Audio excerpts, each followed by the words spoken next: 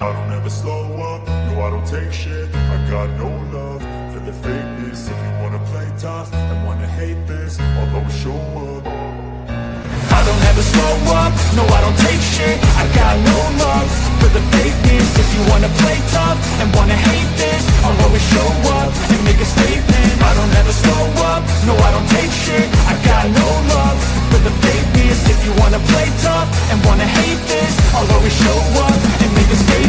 Everything I do so instinctive. Good evening, ladies and gentlemen, degenerate sleuths of the night. We gather to boldly go where others have refused. Welcome to the DT show, you salty mofos.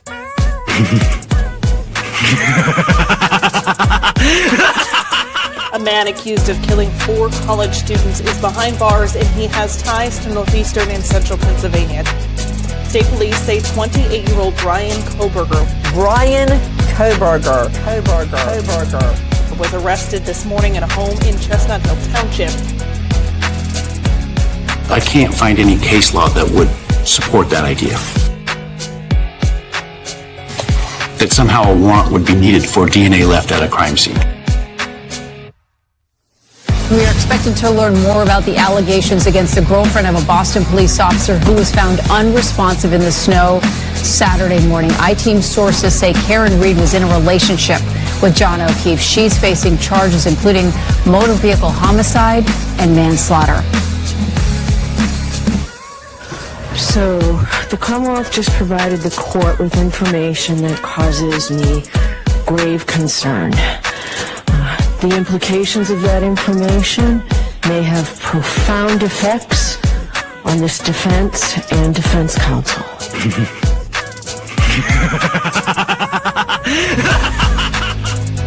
So, get your popcorn ready and your choice of drink. Get your butt on your seat. Like, comment, and subscribe for a treat. Here we go. It's time for the show. The Drunk Turkey Show.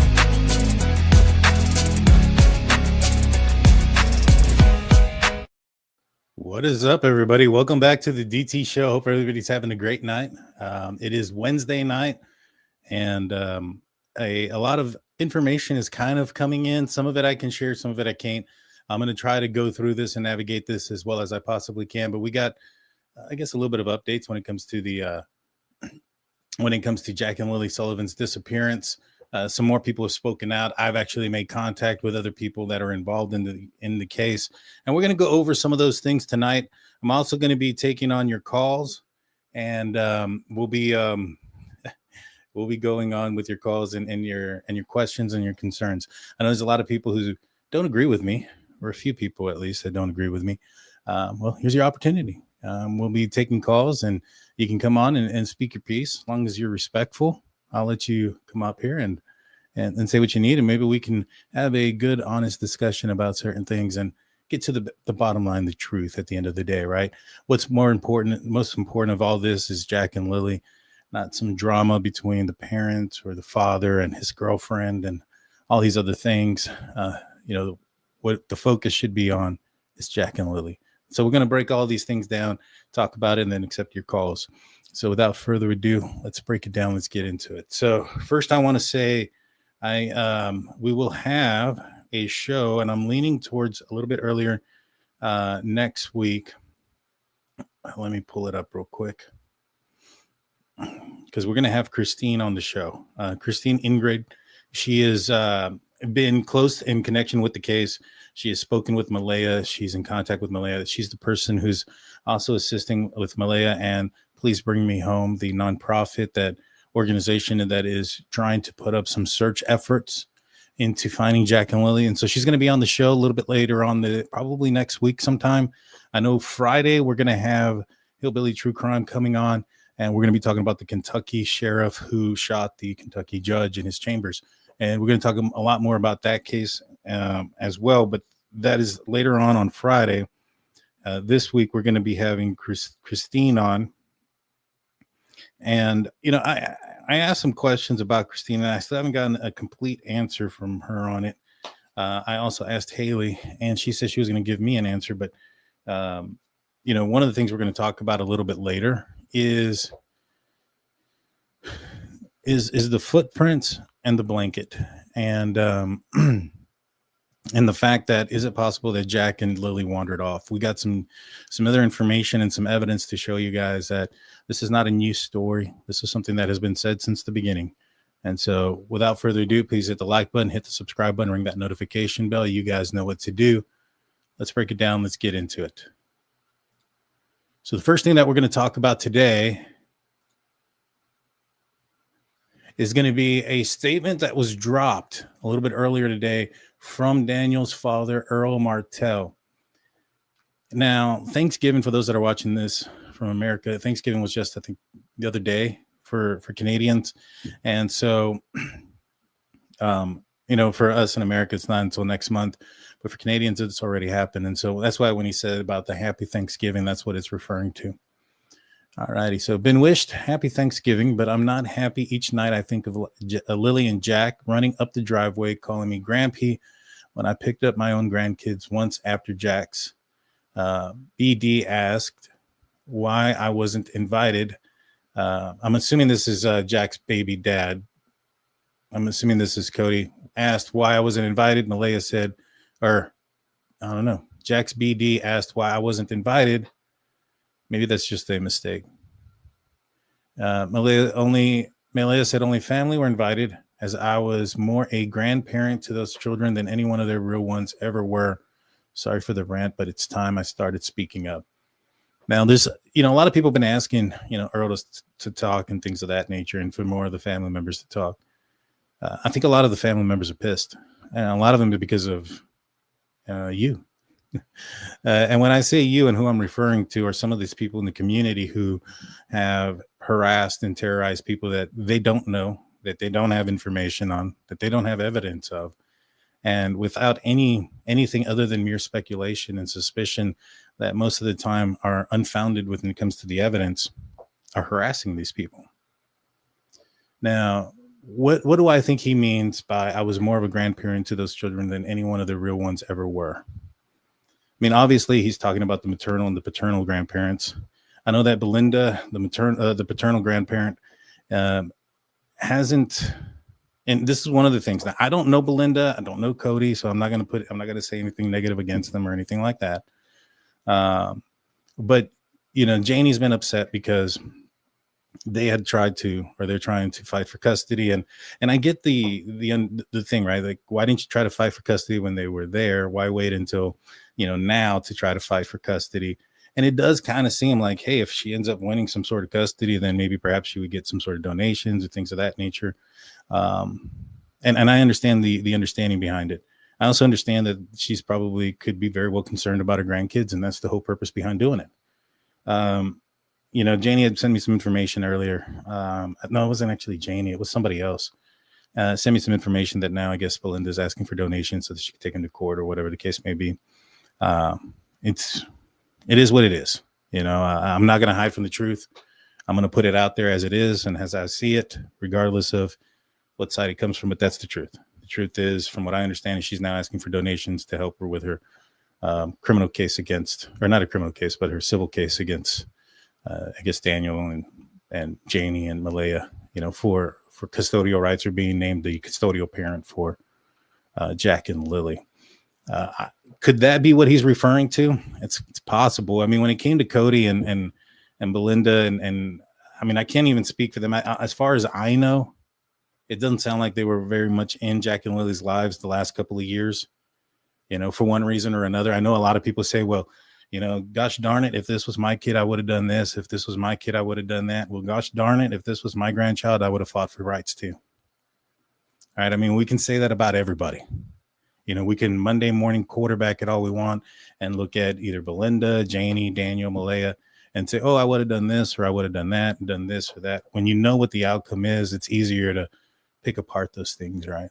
So I understand why all these people are upset.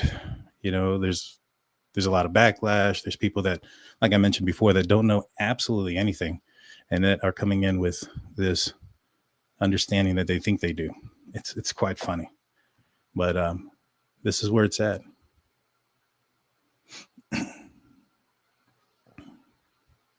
two sides to every story, in my opinion. Yeah. And then there's the truth, right? What's in the middle, probably. There's the he said, she said, and then the truth. I've always been a proponent of that. Let's see. People do realize you choose to watch. And here's the other thing, too, for those that get crying about, oh, my gosh, I can't say what I want. Well, one, I've had somebody say, I have a right of freedom of speech. Well, one, I don't give a damn about your speech. And two, I'm not forced to hear it either. Right. Freedom of speech is what I do. I can come up here and say what I want. I'm not forcing you to listen to anything that I'm saying.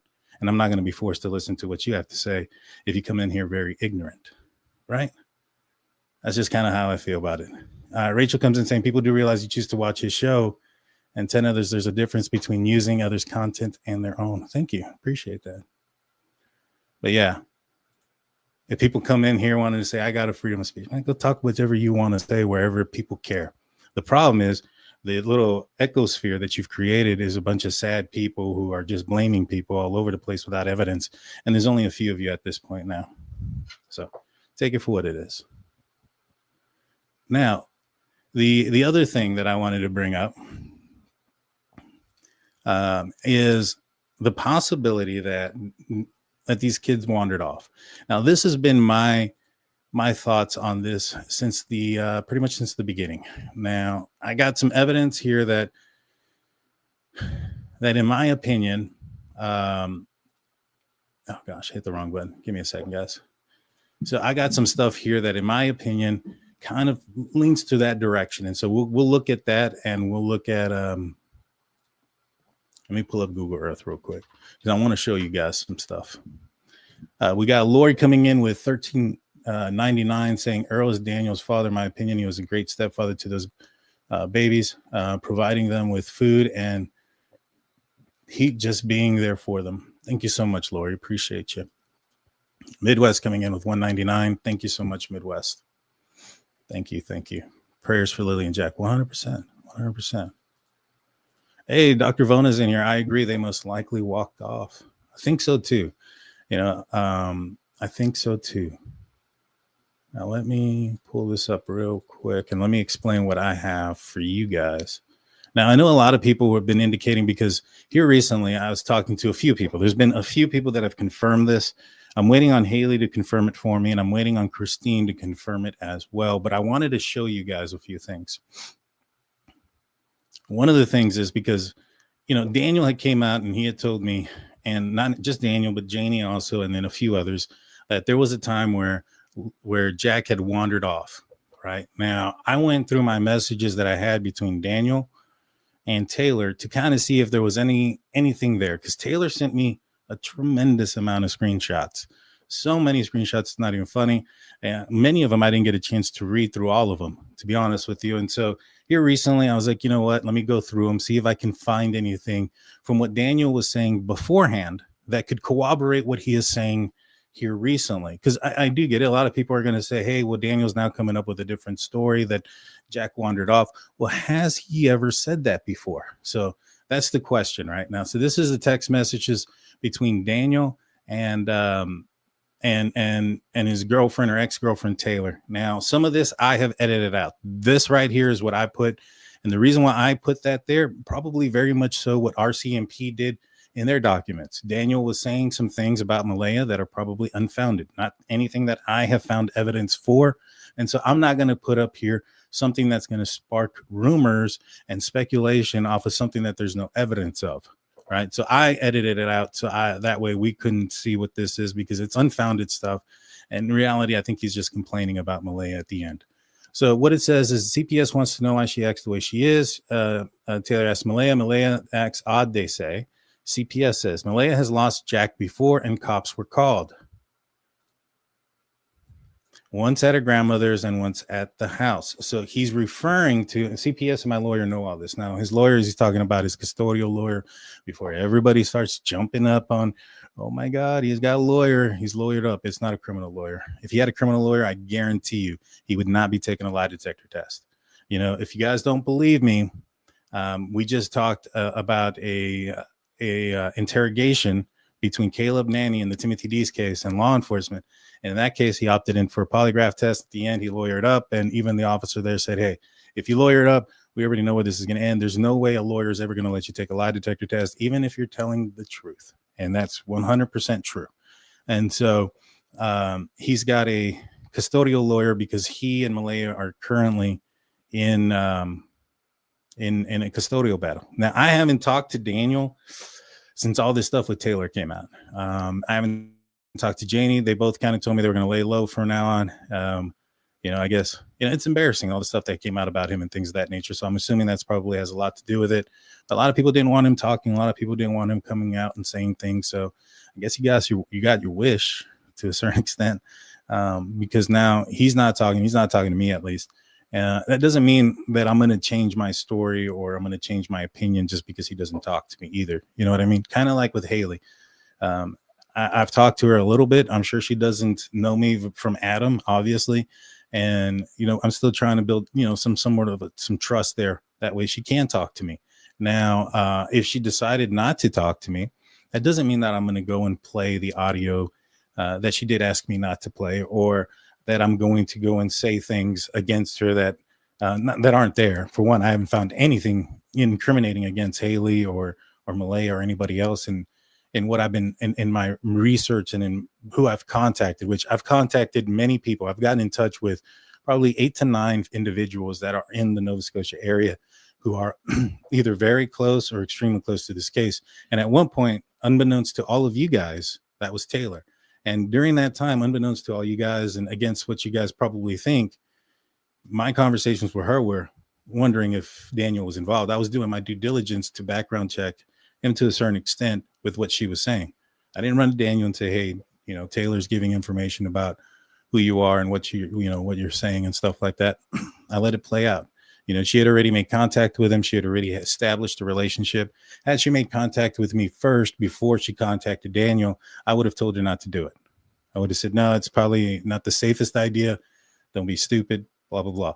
And even at that, there was many a times that I was like, are you sure you want to be doing this? Are you sure you're going to be going over because she was a little bit concerned because he was controlling. And that is something that I have known for a very long time. And I've been taking that pieces of information into consideration. And this is information that majority of you that disagree with me had no idea about until here recently, but yet I did. And yet I was also applying that information into the evidence, because at the end of the day, what this case or what this channel is about is the evidence. Now, to me, a lot of people like to put a lot of weight in the most weakest evidence because that's the only thing that they have, right? So the everyday person who's not investigating this case, all they have are the statements and the interviews and stuff like that.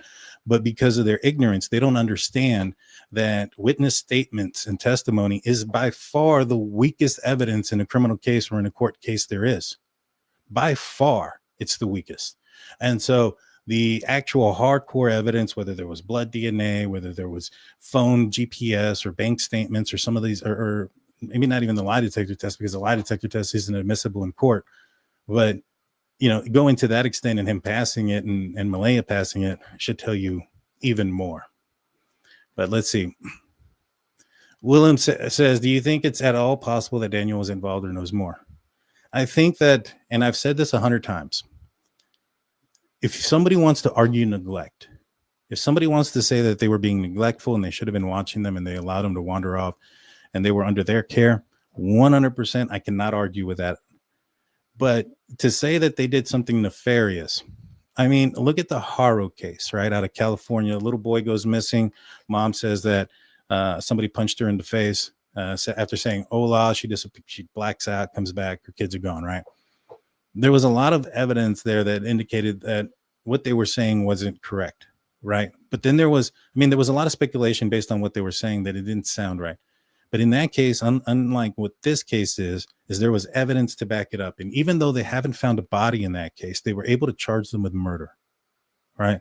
And so I strongly suspect that even if they couldn't find Jack and Lily's body, had they had the evidence of abuse, had they had the evidence of some sort of nefarious act, they would have charged him. Now, I don't know, I don't understand if they suspected something, because anything could have been the cause of this, right? Like, for instance, I'm not, I understand that there's a possibility, and I know that a lot of people don't know this because they're new to watching this, but I've kind of worked out a lot of the possibilities already and deduced that a lot of those possibilities are improbable, not impossible, but improbable. And one being like, for instance, the fact that they say there's no criminal offense or they can't find any criminal crime. If you look at the Delphi case, for instance, and they had Ron Logan and they had Keegan Kline. Now, Richard Allen was who was arrested and convicted, but we had two other suspects who were highly suspicious.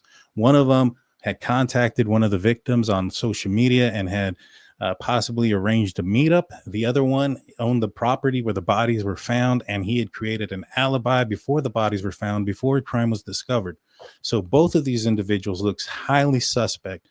Both of them were highly investigated by the FBI and local law enforcement. Several warrants were involved with them, and they couldn't connect anything. But what they did do is they did arrest them on the crimes that they could, so that they can build a case against them. And they arrested Ron Logan for the violation. So what he was doing was he was out drinking and driving.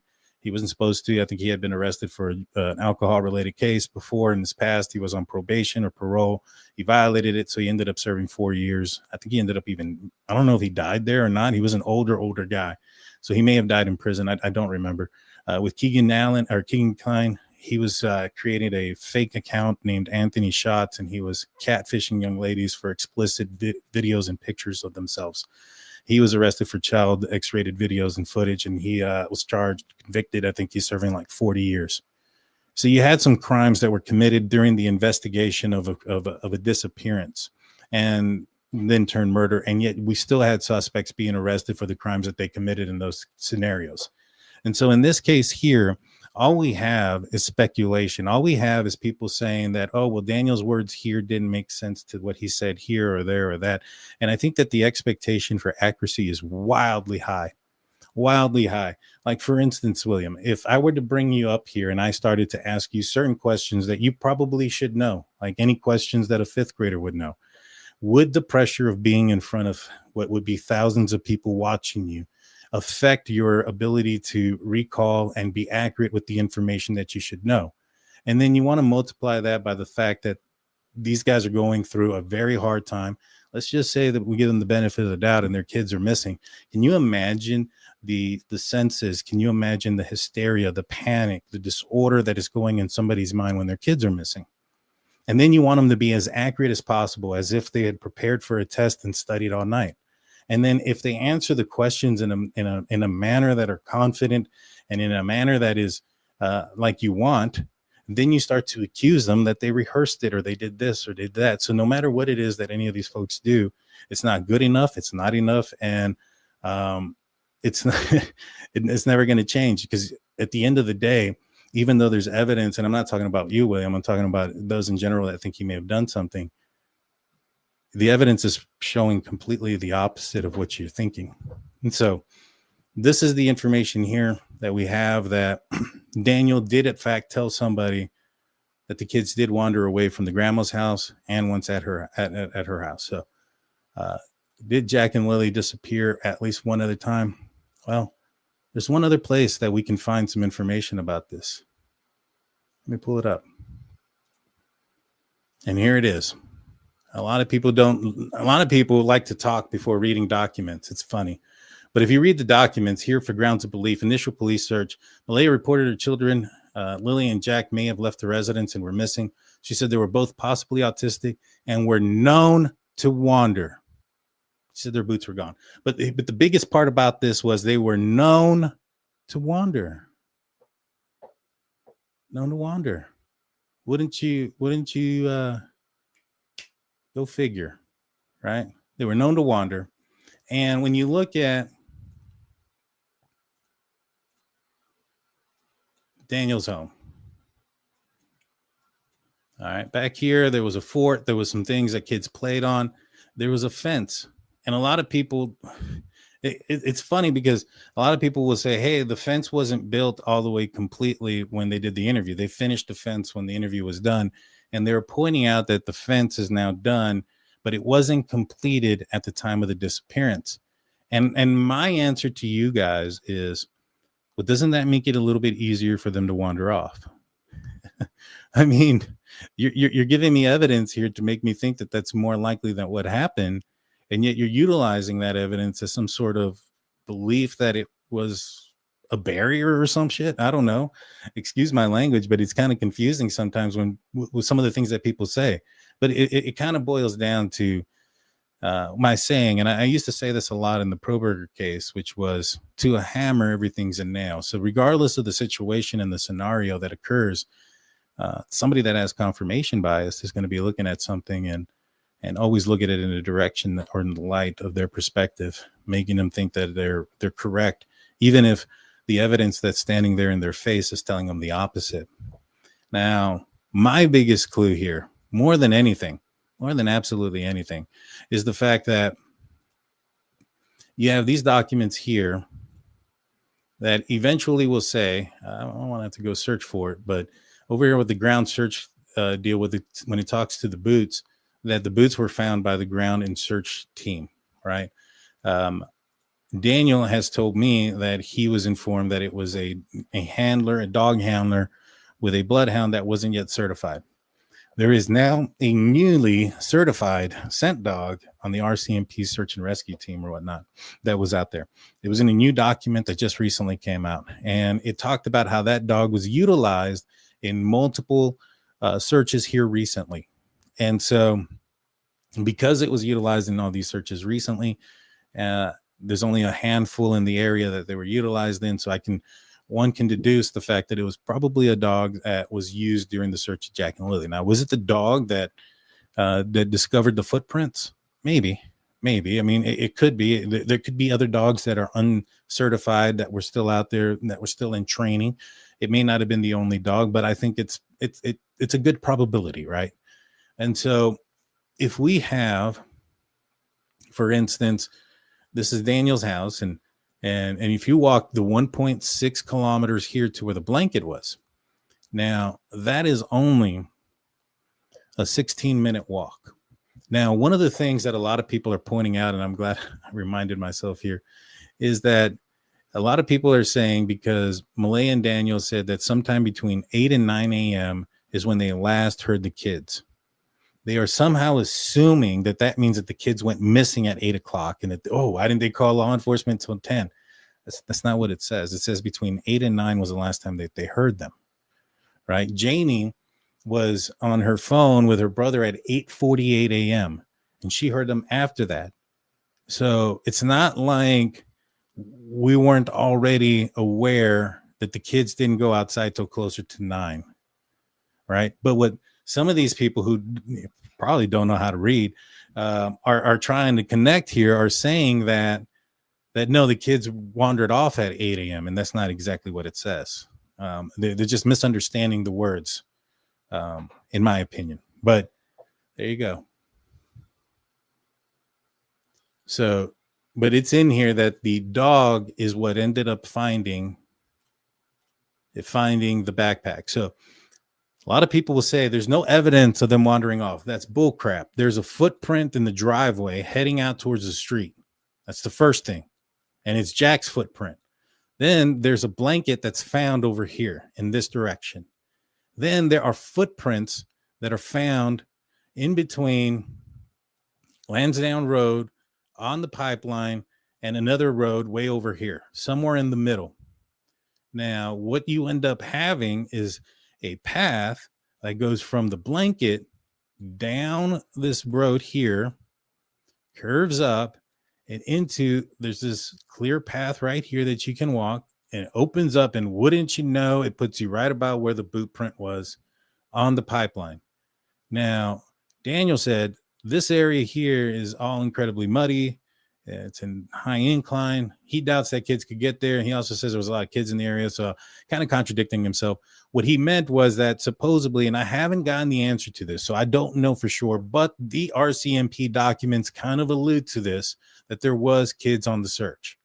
The RCMP documents referred to that there were possible kids on the search, and that, when it talked about the boots.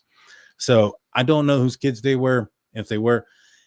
My thing is, apparently some other little kids must have gotten, if it's not Lily and Jack, some other little kids got wandered off onto the pipeline in a very secluded area by themselves because there wasn't any other boot prints with them, and didn't get lost and found themselves back. You would have expected to find those kids full of mud and full of a lot of other things, right? Like just, mud and debris and things like that for walking in the terrain that Daniel mentioned. Plus, it had been raining and stuff like that during that week. So another reason why it was muddy. Now, that's unlikely. To me, I mean, especially when you find out that the shoe size on one of the shoes matches the exact same shoe size that was purchased for Lilly on boots that were missing from their house. The same boots that are missing are just so happen to be the same size as the boot prints on the on the pipeline, down to the number on the bottom of the shoe, because they went and they actually purchased the same shoes and they made castings of the ones that they found there, etc., to do a comparison. Now, they're probably common shoes, so they can't say for a matter of fact because that they match like that they are Lilly's shoes. Because of that, there's not anything that, I mean, I would assume maybe if they had, if Daniel said, hey, these shoes, there's a unique identifier. There was, she stepped on something and a piece on the right boot fell off. There was a chip or something. And then you can see that in the boot print. Then you probably got something there. But if it's just the same size and just the same brand and you can pick them up at the local store, well, unfortunately, when it comes to people that make business decisions, they usually make more than one shoe, one size, so that they can fulfill an order for a population out there.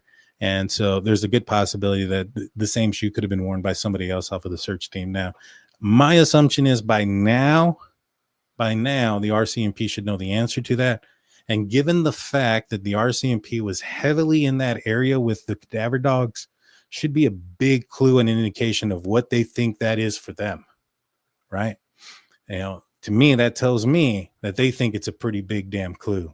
You know what I'm saying? So the other thing that's interesting about this boot print is where and when the backpack found. I haven't heard that. I never said they found a backpack. And so the boot prints, it'd be one thing if they were over here along the side of the road, somewhere easily noticeable, somewhere where you can find, that you would think they would be found. That's why you plant them, and somewhere where somebody could stand off to the side and plant them without leaving their own boot prints or shoe prints. But way out here in the middle of freaking nowhere, it doesn't make any sense for anybody just to plant them there in the middle of nowhere like that. Doesn't make any sense to me at all.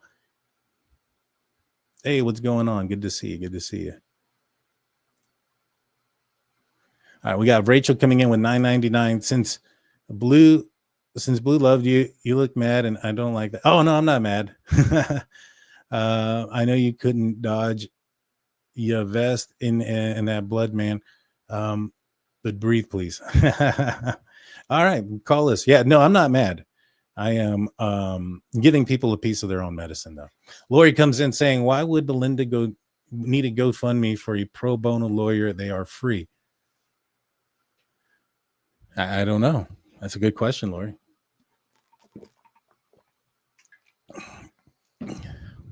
I don't know.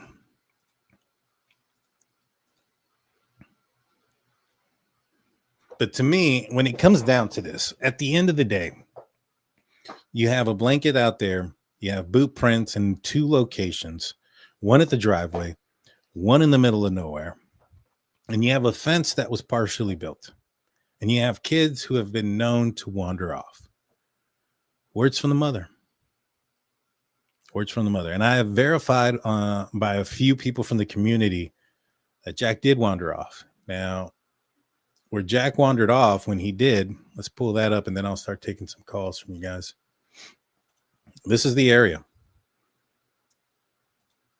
And that's where he ended up at. So he got out the backyard of this house, went through a scrapyard. It's not a small scrapyard either. Through some wood line into the field of this school and got picked up before he can get into this wood line over here. At 2 years old, quarter mile away is how far he would have walked. The dogs would have smelled something there. Not necessarily. I think you guys See, this is the other thing too. I think you guys are putting a lot of they're dogs. They're not robots, for one. There are a lot of cases. They just found this one guy that they've been searching for. I think he was like a Utah man out in the middle of nowhere, and dogs couldn't find him. Timothy Dees. I mean, I've been explaining this. Let me show you guys something real quick so you guys can see this. So you guys can understand how hard it is for dogs. Look at how, how dense that force was. Let's check something out real quick. I want to show you something. Let's see. Let's go back. I'm going to show you Timothy Dees' case real quick, because this one's going to blow your mind, guys. Timothy Dees went missing for 5 months. There was searches, there was cadaver dogs, there was drones, the whole 9 yards that were out there looking for Timothy.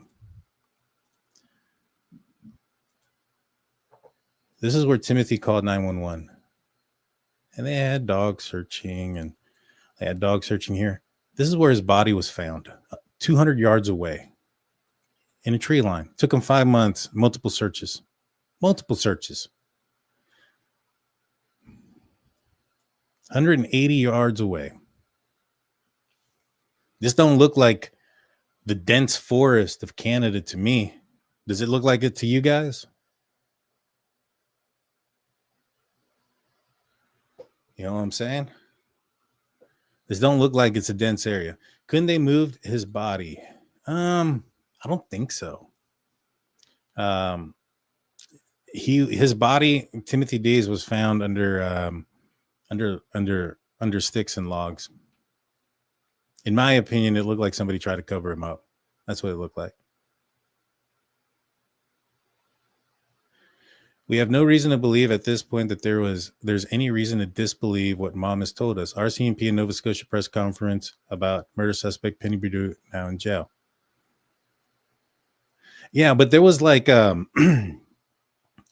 that quick happened pretty quickly. That case happened. I looked into it too, and it's been a while, but there's a lot of differences between this case and that one. Significant amount of differences, and they suspected her as well. But that was something that was like, man, I got to look into it. You know what? Thank you for bringing it up. I'm going to look it up because I looked into it and I was like, man, this isn't the same. This is completely different. So let's look up the differences between the two, because I know that people brought up that case, and I looked into it a while back and I was like, wait, this isn't the same. This is nowhere near the same. All righty.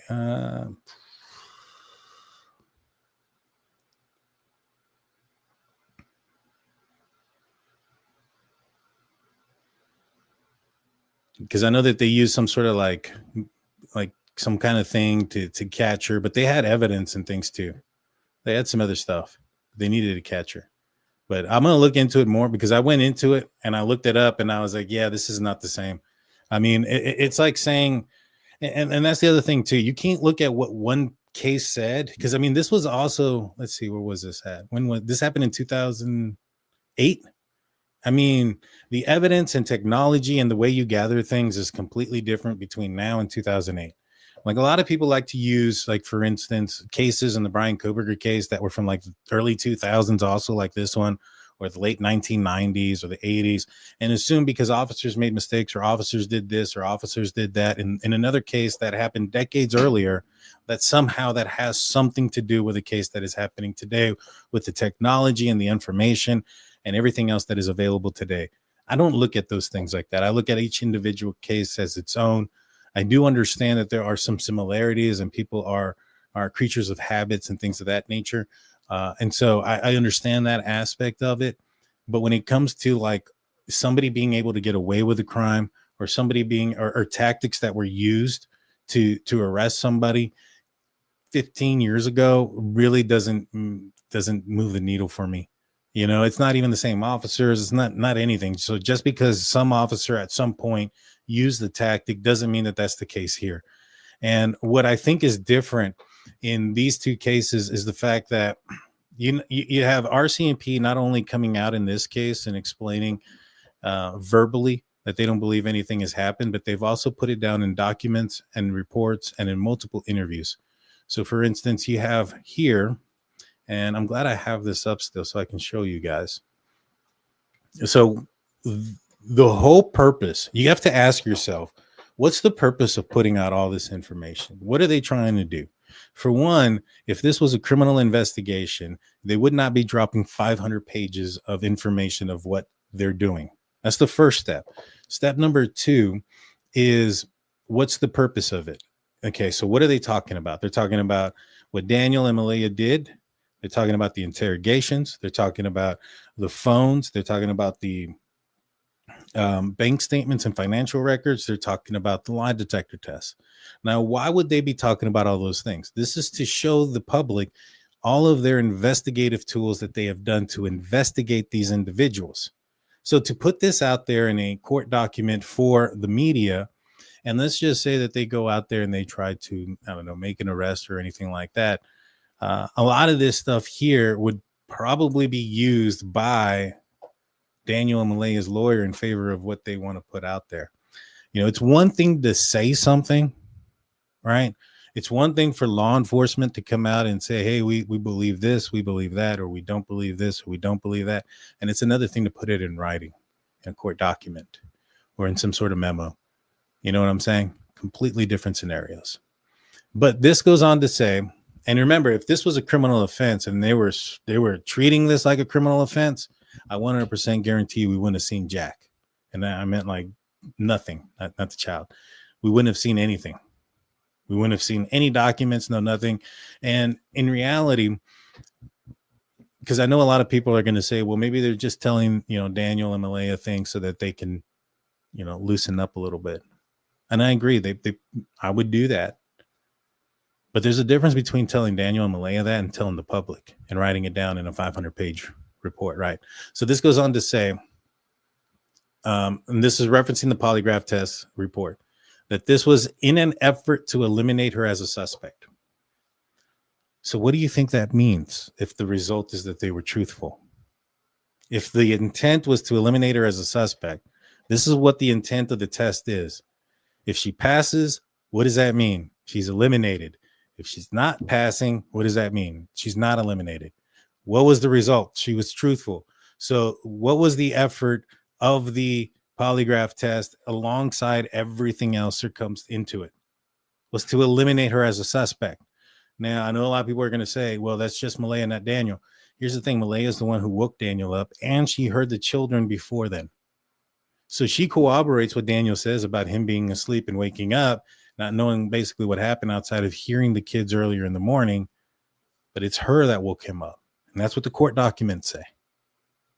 So if she's eliminated as a suspect and she heard them while he was asleep, how could he have committed a crime? A lot of people are saying, well, something may have happened Thursday. How the hell is Daniel committing an unspeakable crime on Thursday and Malaya not knowing and Janie not knowing hear the kids? It doesn't make sense. That those worlds don't exist. That's make believe.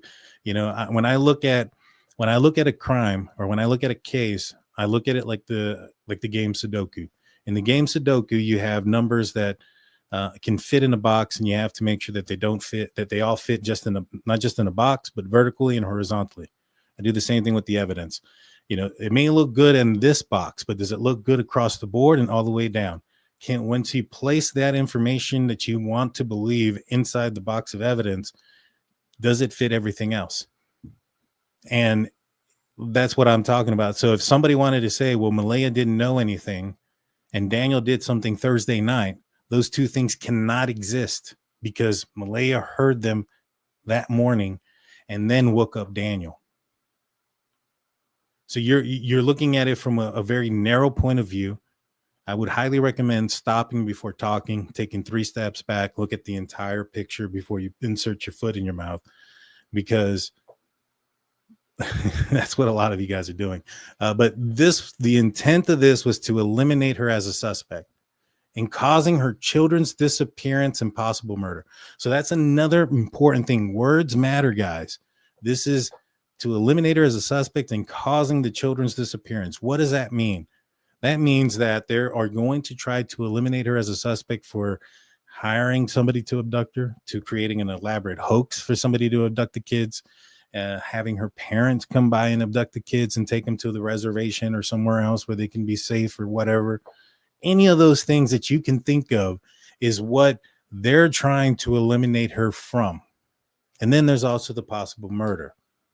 So this goes on to say that she was found to be truthful. Now, they only have 4 questions there, and there was a lot more than 4 questions, obviously. But it gets better. At the end of it, it goes on to say, at this point, Jack and Lily's disappearance is not believed to be a criminal in nature. And this is, and at what point? You have to ask yourself, what point is this? At this point, after the lie detector test, after they have resulted the download of the phones, after they've resulted or got the results back from the financial records, the GPS location, looked at the interrogation, look at their history of where they were moving, their patterns, the whole 9 yards, they have not have a reason to believe anything happened criminal in nature and have no reasonable grounds to believe a criminal offense occurred. In fact, it goes on to say that the polygraph examinations were conducted with the intention of ruling out that as a possibility. Ruling what out as a possibility for those that may not want to know or want to talk more than they listen? Ruling out the criminal nature or a criminal offense has occurred, has been ruled out. If the intent was to eliminate her as a suspect and to rule out certain aspects and the results were that she was truthful, what does that mean? What does that mean? That's like me saying, well, I got this cup of water. If I throw this cup of water, I think you're going to end up getting wet.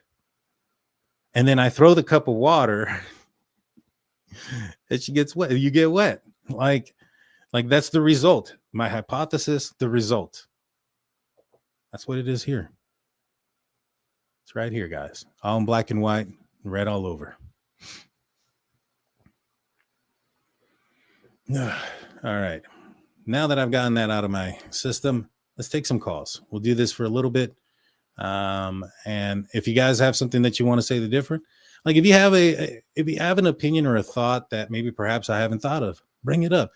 I'm down for that conversation. I'm down to say, all right, let's, what do you think? What are your thoughts? And if you say, hey, you know what? I think this happened. Well, let's break it down. Let's talk about it. Let's see if it fits all the pieces. Let's put it into the picture. Let's put it into the puzzle like a piece of Sudoku, right?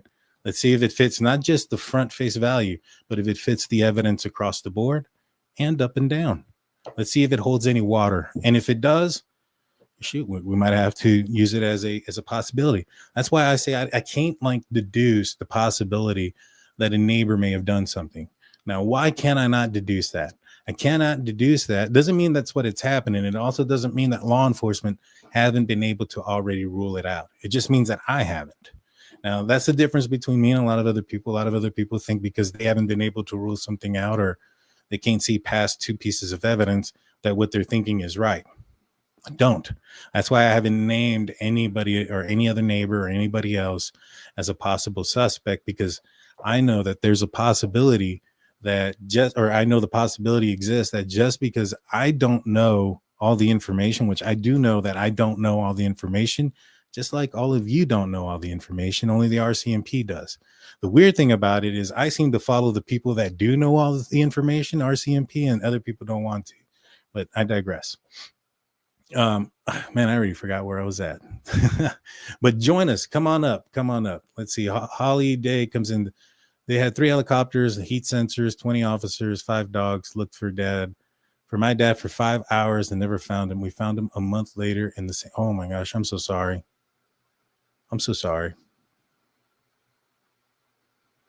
Sorry, Holly Day. But a lot of people don't realize that just because, they see some things on TV and in 15 minutes and a commercial break, somebody has found someone that's how it should be in real life. And if that doesn't happen, then it's not real. The expectations are wild, and so are everything else in between. All right, we got our first guest. Let me put this up so that way it's not interrupting anything. But how's it going, Kent? Welcome to the show.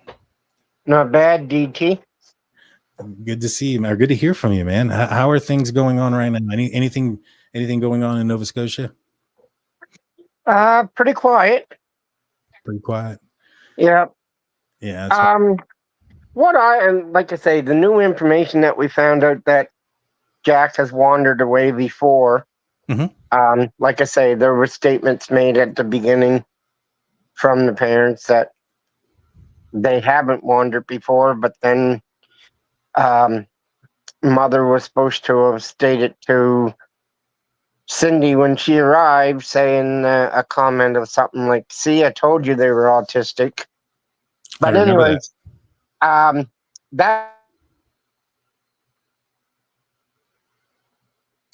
Oh no, I didn't hear anything. I hope I'm not frozen. Kent, are you there? All right, it's not me. It's you, Kent. If you can hear me, Kent, you ran out. I have no idea what's going on. You just all of a sudden stopped talking. I'm going to leave you up here in case you come back. I'm going to leave you up there. Good job, Claude. Claude says, law enforcement uses polygraph in part as an investigative tool. The lack of admissibility doesn't take away from the fact that they are an effective investigative tool. And the other thing is, the lack that they aren't admissible isn't to protect the state. That's where everybody gets it confused too. I guess some folks think that it's to protect. I'm going to pull you down, Kent, and there you are. There you are. You're back up. Yeah, I lost you there for a second. I don't know what point. I don't know which point you lost me. You just started talking. You said something about the new information, and it did. Okay, so yeah, the other night you were talking about the amount of time that Jack was missing the first time. Well, not the first time, but we don't know if it was first, second, or when. I guess now.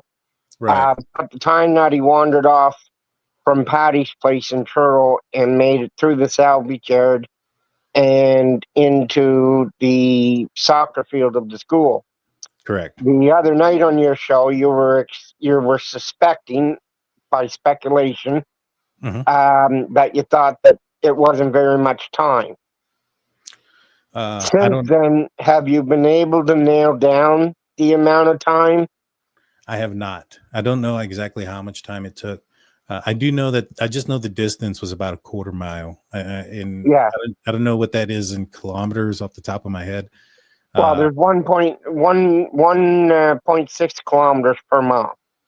Okay, and so if it's 1.6, so divide that by 4.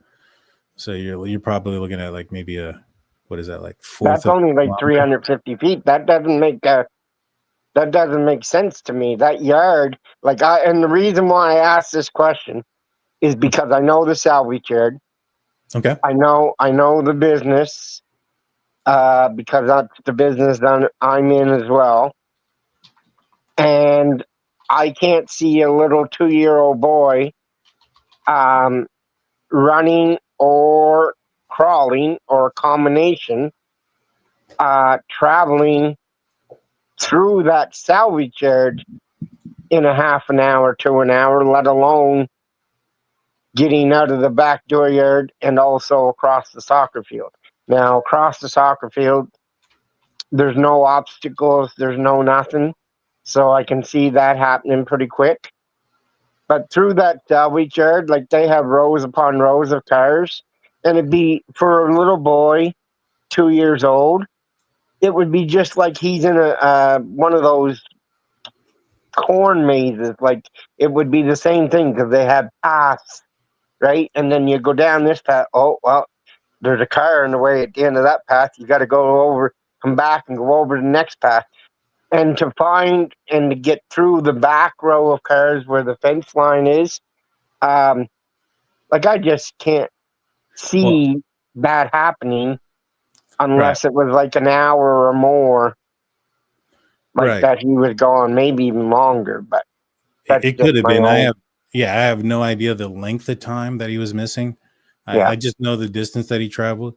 I don't think it's outside of the realm of possibility. Back in April, a 2-year-old boy actually spent overnight in an Arizona desert, walked 7 miles. I understand that, man, but I'm telling you, walking the desert, even though in the heat of day, like when I could walk, I wouldn't want to be walking. Like, it would take me hours to go Well, I would through assume that a April and kilometer of right. I would assume the that woods. Arizona, in April is probably a lot hotter than May in Nova Scotia, right? Yeah, but the woods, like, you're to get out as and it's no offense, but to get out to where you think by wandering to get that far away, like this time now that where they're missing. Mhm. I don't care if there was pathways through the woods for some of it or not. To get as far as way as what you were saying that they would have had to have gotten further than where those footprints are because they're not there at the footprints. Right. Right. And I agree to that. And the thing is, like, the path that leads them there is a road, like the entire way. It's not like they would have been climbing through the elements. And the little boy who walked 7 miles through an Arizona desert, which is a lot hotter and a lot more, that has its own obstacles on its own, is just as at 2 years old.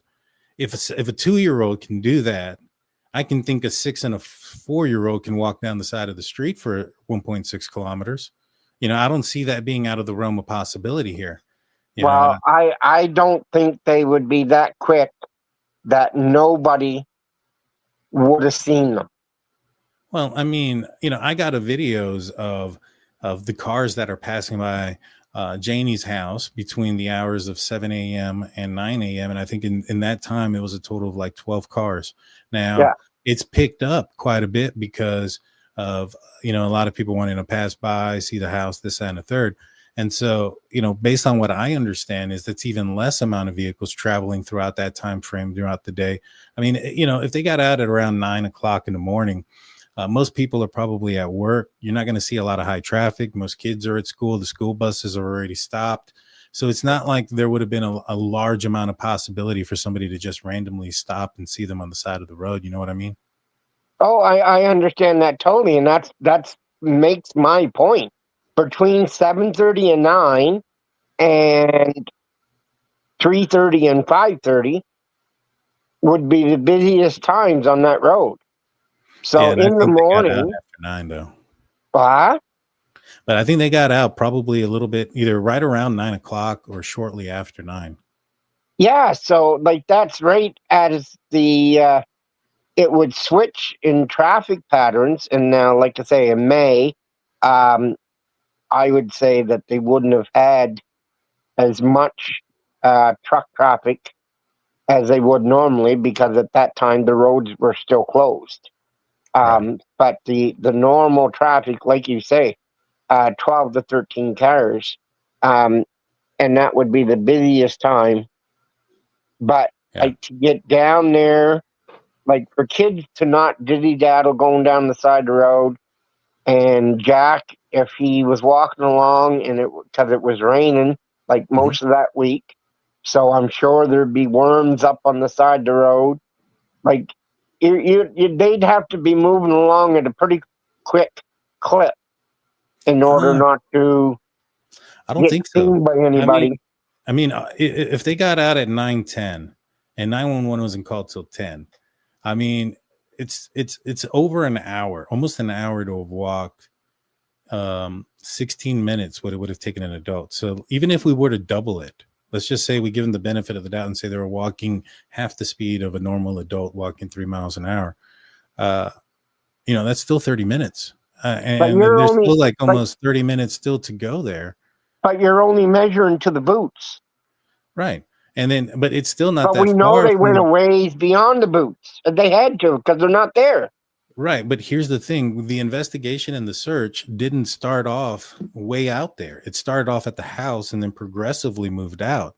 And so I think that the fact that the mom and dad came out and said that they'd only been gone for 20 minutes may have actually hindered the possibility of them finding them. Had they been aware that there was an hour, possibly an hour or longer that they had been missing, that search probably starts off a little bit further out. And maybe there's a different chance. But that's why I think it took them a long time to find the blanket and the boot prints, is because they started the search close to the house and then went outward based on for the ground searchers. Yes.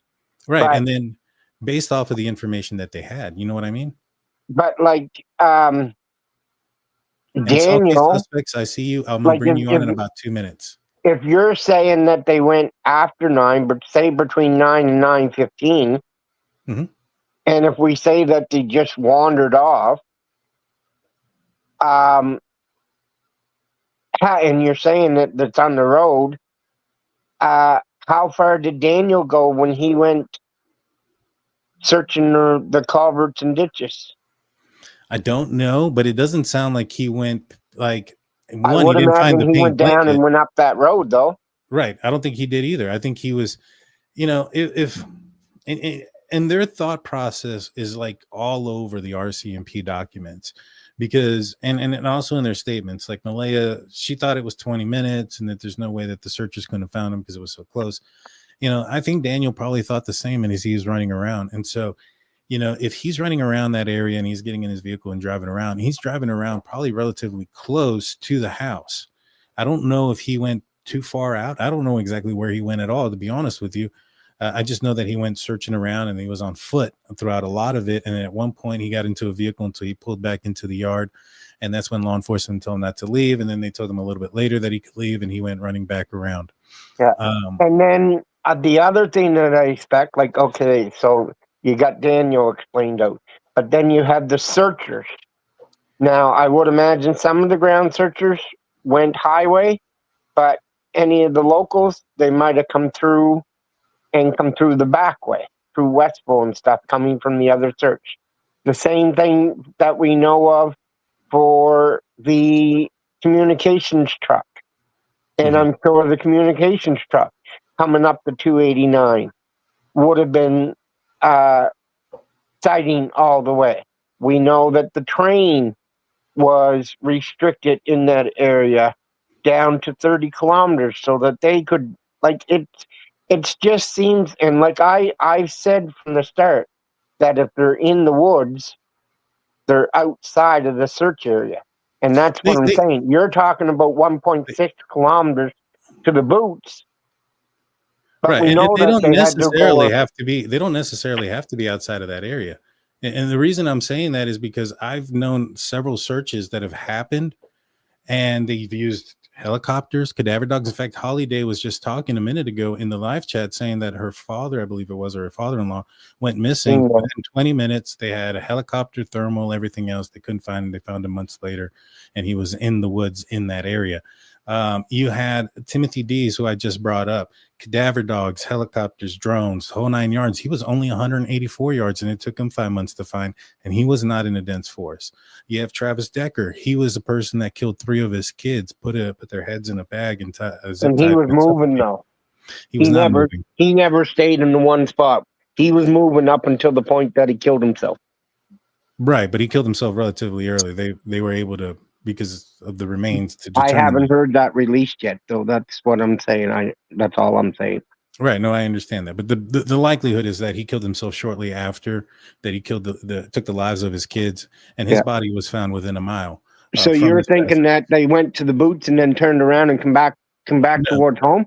No, I think they found their way to the pipeline, and from there, I have no idea which direction they took. I mean, there's a lot of things that could have happened, and this is where I even say that, we're not even taking, and Salty, and I'm going to answer this, Kevin, and then I'm going to get Salty up. I think that there's a possibility that something may have happened even on the pipeline to the point where an animal may have had some sort of interaction with them. Not necessarily saying an animal took their lives, but if an animal came out and they crossed paths, could they have gotten spooked, the kids? Could they have gotten scared? Could they have ran into the woods out of fear or something of that nature and then get lost even further? I mean, there's so many possibilities given how dense those woods are. If I were to, make a bet, I would bet a lot of money that I wouldn't be surprised if they passed by them. There's this other individual, and you know what? I think I actually do have it, and I'm glad you brought it up because I might have it here. There's this guy who is trying to locate this young lady who went missing in the woods, and she had her phone on her, and she had her locations and her GPS, and law enforcement have gone into the woods, and they've been able to pinpoint pretty much with a fair amount of accuracy of where she was, the direction that she was traveling. the direction she was looking up to the point where her phone just died. And they have not yet recovered her remains or found her or any of those things. And they have her GPS location down up there, and they still can't find her in the woods. And so to me, I just, like I said, I don't think it's out of the realm of possibility. And you know, here, let me pause it real quick. And then I'm going to bring this up so I can show everybody real fast. And then I'm going to bring on Salty. But this is what I'm talking about. Hold on, let me add the sound real quick. And then I'm going to bring you on, Salty. I promise. All right, share screen, entire screen, and let's share the audio. Okay, share. In my last video, we retraced Celine Cremer's final GPS points. This is the case I was talking about. They have all of her locations. Hilltop late in the day. They brought in dogs. During They brought that in search, everything. My goal was to test whether parts of the hill were blind to the cell towers, areas where Celine's phone might have dropped out of range, possibly revealing where she traveled after her last GPS. Now, this guy, Rob Parsons, he's done a tremendous amount of work in this case. And, you know, they have her locations from her phone into the woods down to a meter or so, and they still can't find her. Yeah, You know what the I'm only saying? thing that I would say there is they should be able to track to her phone because animals aren't going to pick up the phone. Yeah, But they can't find it. I think once she passed, the animals could drag her off to other spots away from her phone. And that's why they might not find her remains. Well, they haven't found anything. A shoe, shirt. Yeah, no, I understand. And so, yeah, those things exist. Those things Anyways, exist. I'll let you get somebody else up. All right. Well, I appreciate you, Kent. Thank you so much. Salty Suspect. Sorry for holding you up for so long. Welcome to the show. How's it going? Thanks. It's going pretty good. One of the questions that I've had from the beginning is during the interview with the bus driver, no one can kind of explain why this bald 42-year-old is playing with that hair elastic. He's doing what? In the interview that he did with, I think it was the Globe and Mail. Okay. Or CBC, one of the two. But the whole time he's on the bus, he's twirling a hair elastic around, and it struck me as really odd. And I know a lot of people in the community are quick to defend him because he's a bus driver, you know, he's got a good reputation. But my thing is, if the kids did just wander into the woods, I think they would have been found by now. They, you know, I with all the technology and stuff that they had in there, it could have been a situation where maybe at first they did wander into the woods and then someone saw an opportunity and ran with it. But I think more likely that someone took these kids, and because there are two of them, the level of confidence that it would take to take two kids at once, I think it's someone that may have actually done this before. And I'm not saying it's the bus driver. It's just kind of two unrelated thought patterns, I guess. I have ADHD, so my brain goes in all directions. No problem. Well, I haven't seen this interview with the bus driver. I'm going to have to find it. I was trying to kind of look for it here in a second while you were talking. I found people talking about it. That's the one thing about this case, is that there's a lot of conversation about everything, so it's kind of hard to find the actual interviews. You said it was by the Global?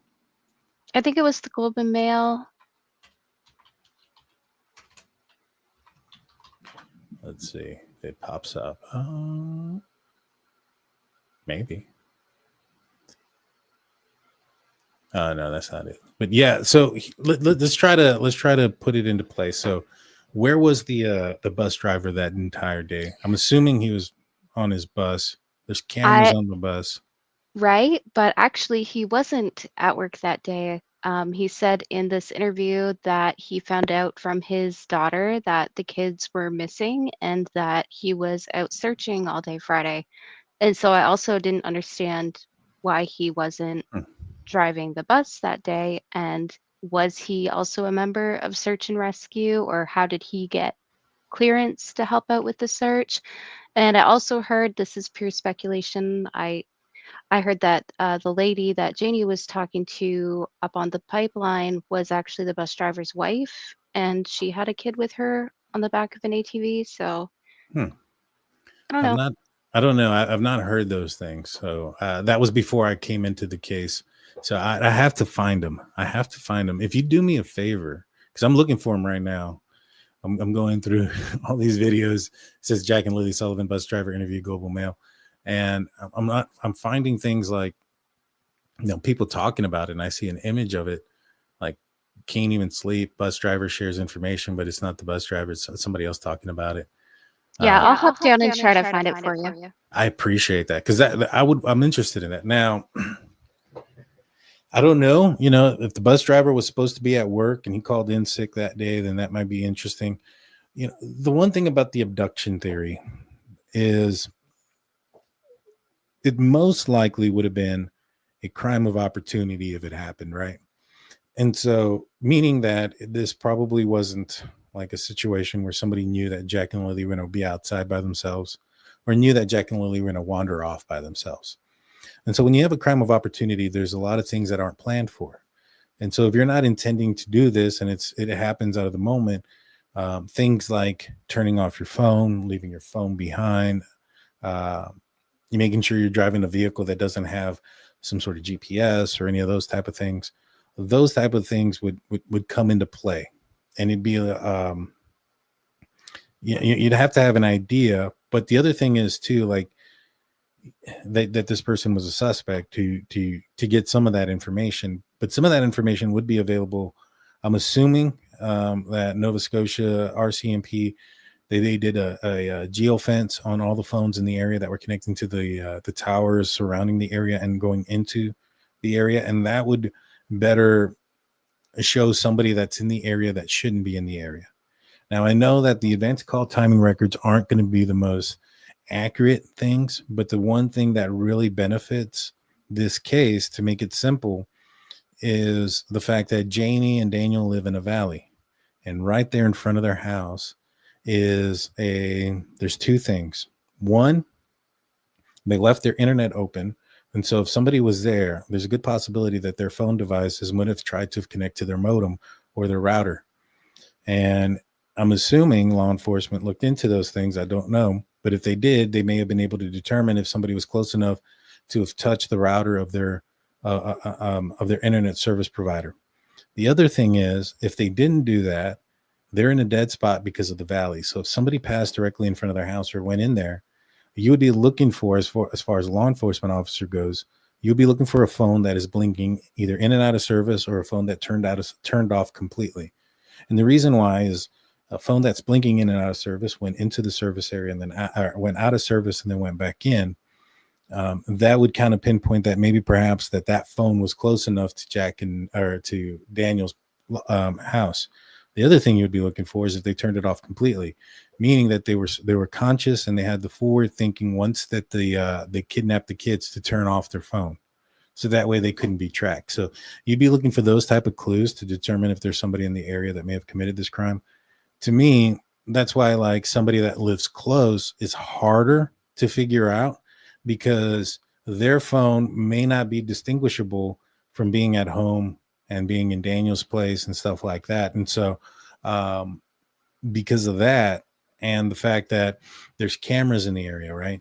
So now there's not a lot of cameras, so the radius isn't going to be super tight, meaning you're not going to have a camera one block this way, one block north, south, east, and west, and you have all these cameras that are coming into the area. Not like, for instance, the Idaho murders where you had a camera right next door. The radius is going to be kind of a little bit larger because of the ruralness of the area, but you're still going to have a radius, whether that be 4 or 5 miles or something.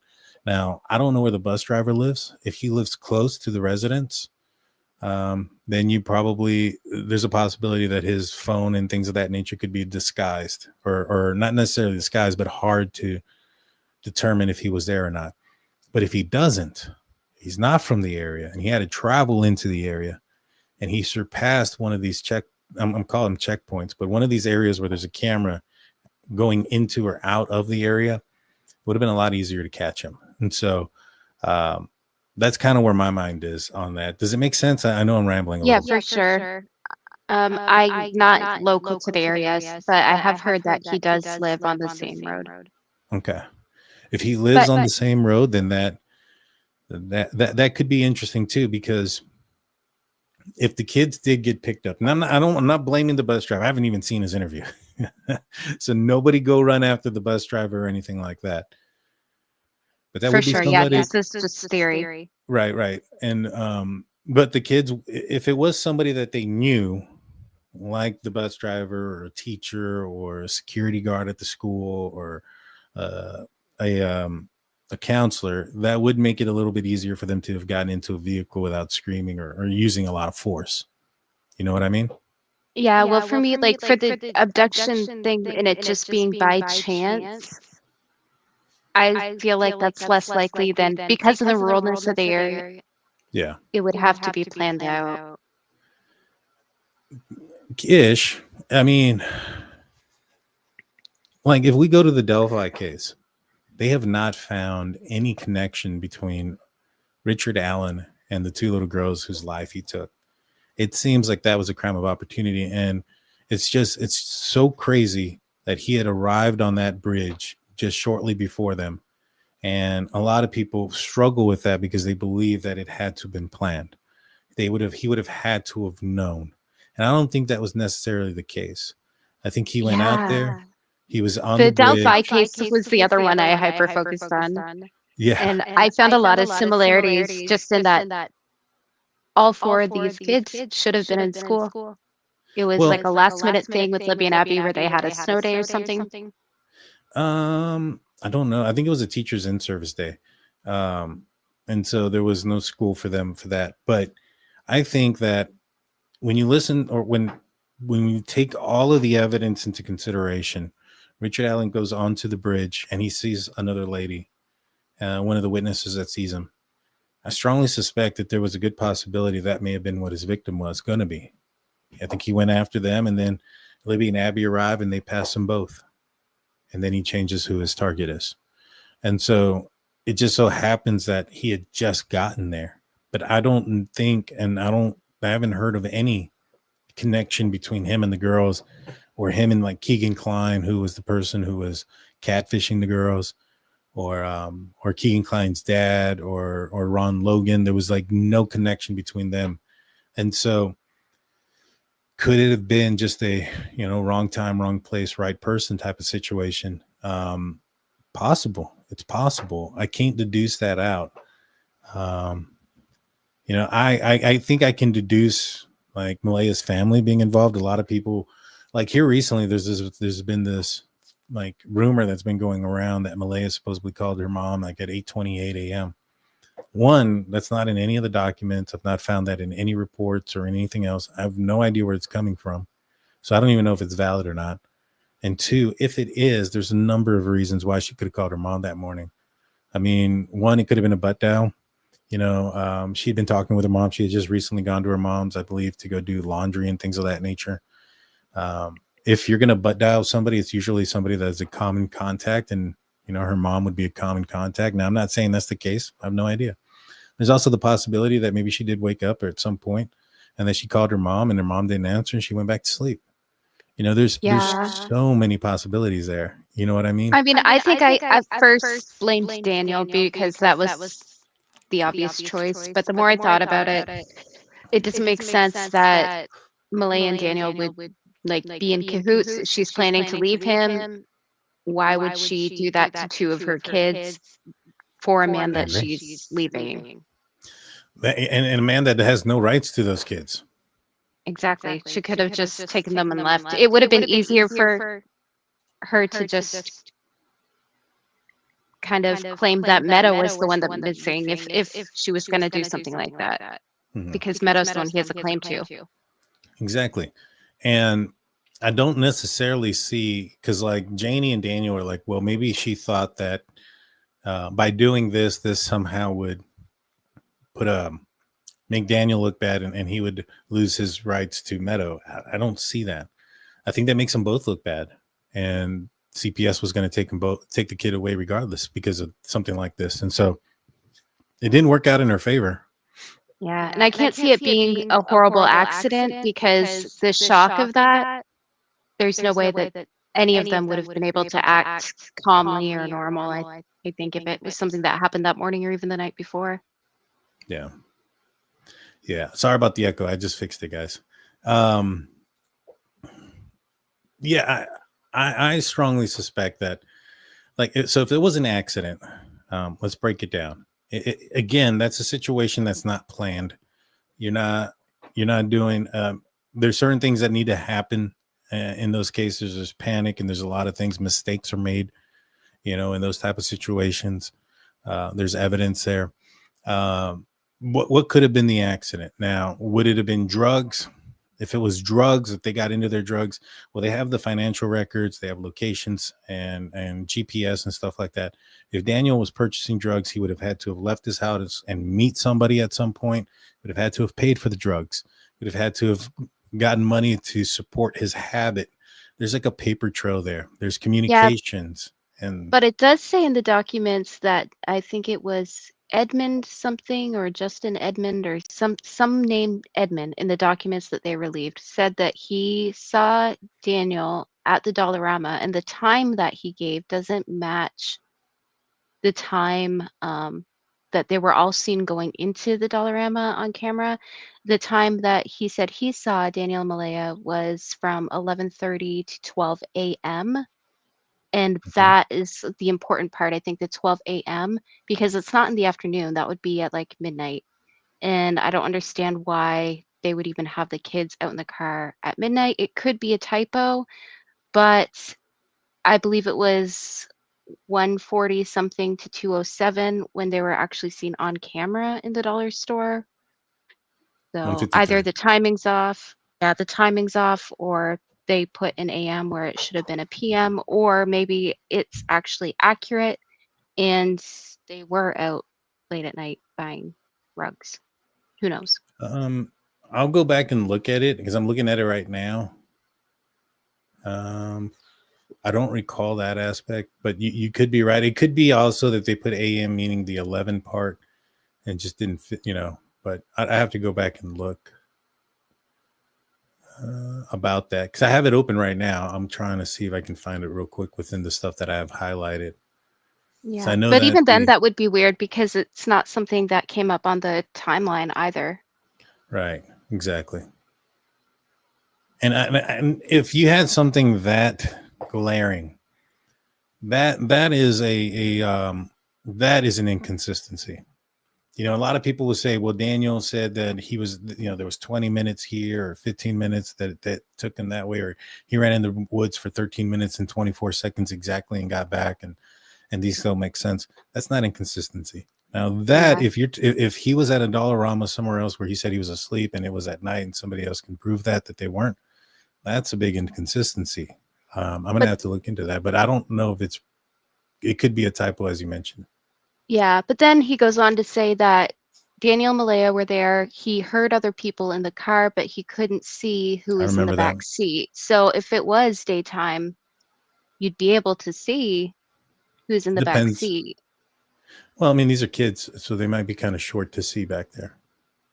Yeah, but a Pathfinder only has 5 seats. Right, but like if you have a Pathfinder and you have a kid sitting down, they may not be visible through the window. Yeah, I guess. But car seats and yeah. But then he said there's other people in the car too. So I'm like, I don't know. Who knows what he meant by that? We can't really ask him. So. Yeah, I mean, it's good points. I mean, you're really picking up some good stuff. I'm going to try to find it so I can get the exact wordage for it. But that is a good point. I don't really have I'm not set on one theory. Like I said, there's a bunch. But another thing I had heard, and I'm not sure if you heard that, but Janie had said she has an iPhone, the same phone as Malaya's. I don't know. I just thought it was weird because in her CBC interview and even the screenshots that she sent to you, it's clearly an Android that she's showing. So, And the screenshots from Taylor, from Janie. no, the screenshots from your interview with Daniel, where Oh, Janie's okay, okay, showing okay. Yeah, her phone, that's an yeah, Android, not an iPhone. So yeah. I thought that was weird, but who knows? Maybe that was a phone that the police gave her or something early on. Right. So this says here that on May 8th, they got a statement from Edmund Dixon, who saw Daniel Malaya and the kids are at the Dollarama at May 1st, 2025. There's a little thing that says 17.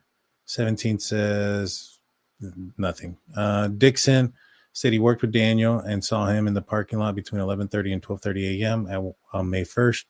They had a conversation about 5 minutes discussing their enjoying their time off. He saw Daniel's girlfriend and their baby, saw other people inside the vehicle and heard children's voices, but did not see who was actually in the back seat.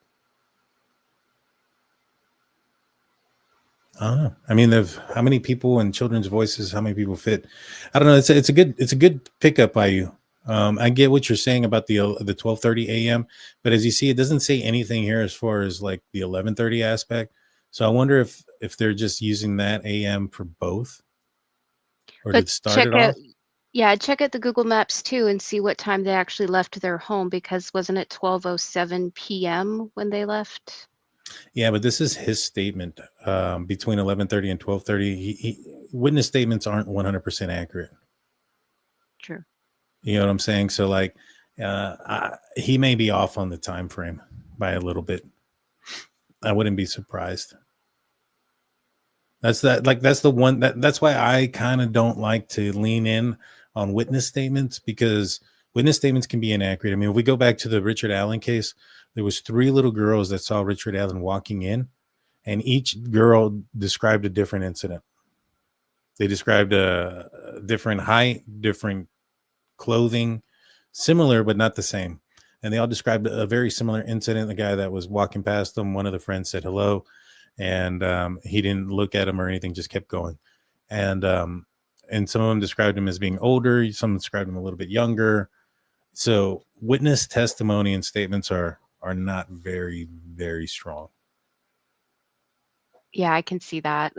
Especially, I mean, the Delphi case, it's hard for them to, they gave out different sketches of what the person looked like and like a bunch of stuff. It was, I'm not even 100% convinced that Richard Allen was that he was the person or that he was the only person. It doesn't make sense to me that 2 girls that played sports wouldn't be able to outrun a short, bigger old man. Fear can do a lot of things. Fear can stop people from moving. And so, especially if he had a knife and a gun with him or a box cutter and a gun, fear can make people do a lot of things. But I do agree with you that it's that I myself am not sure he's the only person that was involved in it. I do 100% believe that it was him on the bridge. One of the things, and I wish they would have released the entire, bridge guy video in the beginning, because you can see him for a longer period of time and you can tell he's a lot closer. In the video that they released beforehand, it was like cut out. It was like edited around and it like zoomed in, so you couldn't tell the height of the guy, but there was some clear tells. So if you look at his pants and you look at the legs of the pants, they're really scrunched up. And at the very bottom, the bottom part is a lighter shade of blue than the leg of the pants, indication that those pants are rolled up, which is an indication for somebody that is shorter. Same thing can be said about the arm. He has the sleeves on the arm are real scrunched up. The shirt, there's a brown shirt that comes out of under. I know a lot of people were thinking it was a fanny pack. It's not a fanny pack. You can tell it's a shirt. It comes out kind of weird. And so his shirt is too long. And also the knee angle where the pants are a little bit low. So all of these things are indicating that the person that's on the bridge is a very short person. The the problems that somebody like Ron Logan or even Keegan Kline, somebody who's heavier like that, they have like high water issues, especially if they're lifting their foot up as high as Richard Allen was to clear the rail ties. In between of them, each step, he had to take a weird step and a far step, especially because of his height. If you're seeing somebody walk like that, who's either heavier and or taller, their pants are like high water-ish. You'd see the top of the shoe. You see maybe even, top part of the ankle where the sock is and things like that. Not like what we saw with Richard Allen. So in my opinion, 100%, given the timeline and how tight it was, it's no doubt in my mind it was Richard Allen that's on that bridge and told him to get off. Now, did somebody else down there? I don't know. I can't deduce that out. Yeah, for sure. I'll just say one more thing about Okay. Lily and Jack. I know in the documents they said that they searched 3 of the 4 ponds and the lake. I think they should really go back and search that 4th pond. Well, I'll tell you this. I'll ask you this. If they didn't search a pond, do you think they missed other spots? Oh, for sure. I think that I won't say that online. But I think that, yeah, I think I don't know how to say it without saying it, but I think that they should go back and search that 4th pond. Maybe it's easier to access now. Maybe they could have taken the dogs out on the boat with them and to see if they, got a scent from the water. I think that they had all, the resources there, but maybe they didn't use the right combination to be as thorough as they could have been. And Yeah. hindsight's 2020. I definitely wouldn't want to be in charge of something like that. So Yeah, you're right. I mean, because at the end of the day, let's just say these kids get found. You know who everybody's gonna turn on and blame. They're gonna blame the search crew. They didn't do their job. They couldn't find them. Blah blah blah, et cetera, et cetera. It's a horrible thing. But yeah, to me, if they didn't search a pond, that means there was probably a lot of other areas that they didn't search. Whether it was because it was inaccessible, or they thought the kids couldn't get there, and although they may be right, that doesn't. If they did succumb to the elements out there, an animal may have taken them in places where, scavengers and stuff like that, scavenging animals may have taken the remains and stuff in places where you may not expect. You know what I mean? for sure. For sure. I think it's terrible to say. I think the kindest ending, but at the same time, it would be heartbreaking. There's a chance that maybe, the searchers could have walked right by them and maybe they were just scared, didn't know who these people were, saw that, there were dogs or whatever, and just went the other way. Who knows what's going through the mind of a 4 and 6-year-old. So 100%. I will hop down. I'll try to find that article and I'll let someone else talk. I appreciate that, Salty Suspects. Thank you so much. You sound very well versed in this case. I appreciate your information and your knowledge. Thank you so much for calling. Thanks. Bye. Bye. That was Salty Suspects. Thank you so much. Will I cover Amy Bradley? I might. That one's interesting too. Yeah, 100% great caller. Great caller. And I'll take one or more. I know Holly was on here a little while ago. If you want to come back on, we can come back on. I can take 1, maybe 2 more calls. We'll keep them kind of short a little bit, but I can take 1 or 2 more.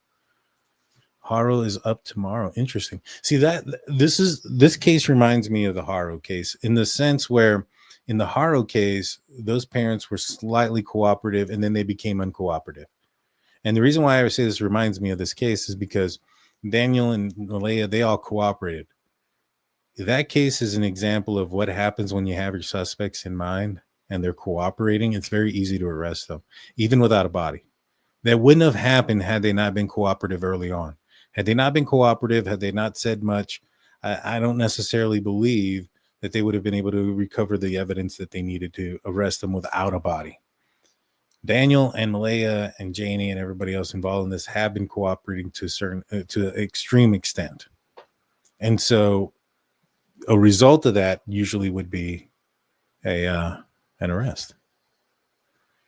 Okay. All righty. I'm about to go play some games here in a minute, guys. I'm a gamer-ish, so I play with the homies. Jaime is one of the guys that I play with. So those that have been watching the channel for a while, remember Jaime in blue. Jaime is a guy that I play some Fortnite with. And my buddies, Jonathan and Hugo, they're messaging me like, you're taking too long. So I'll take 2 more calls, and then we'll be calling it a show.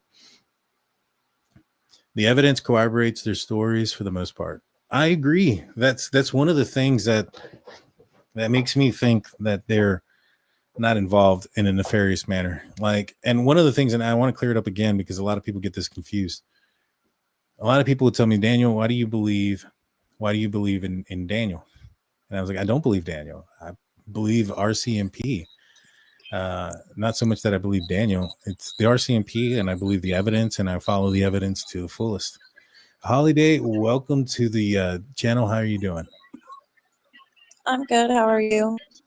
I'm doing good. Welcome to the show. So I know you mentioned something earlier in the live chat about, was it your father?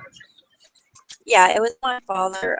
He had been missing 30 days. And the time he went missing, they had 6 dogs, 3 helicopters, and over 20 officers.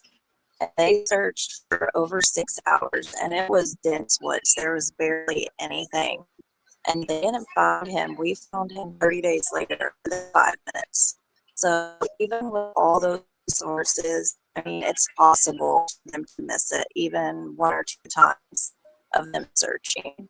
So I think it's possible that they wandered off, and with the resources, they just haven't been found. Yeah. You got a little bit of an echo. I understand what you just said. You said that there was 20 officers, some searches and stuff, and that it took 30 days. If you don't mind coming out and then coming back in real quick, because I think there's just some audio issues going on.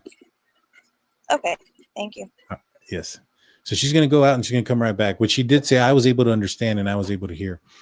Her father went missing, and there was helicopters, searches, drones, dogs, things of that nature.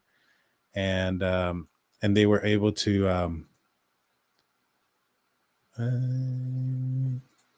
they found him later. I mean, same thing happened with Brian Laundrie.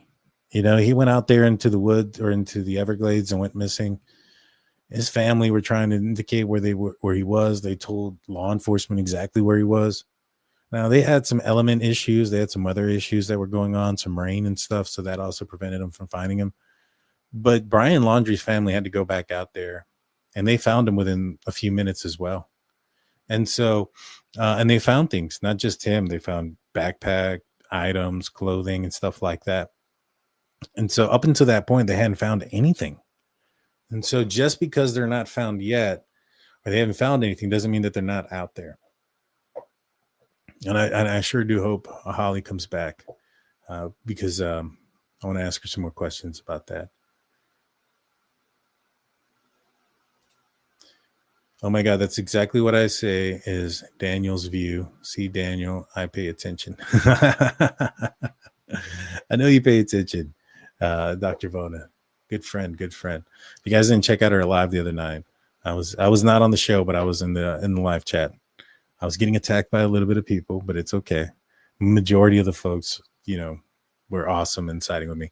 There was a lot of folks who got timed out here who are just trying to be mean, but it is what it is. I don't know why they're mean to me, but it is what it is.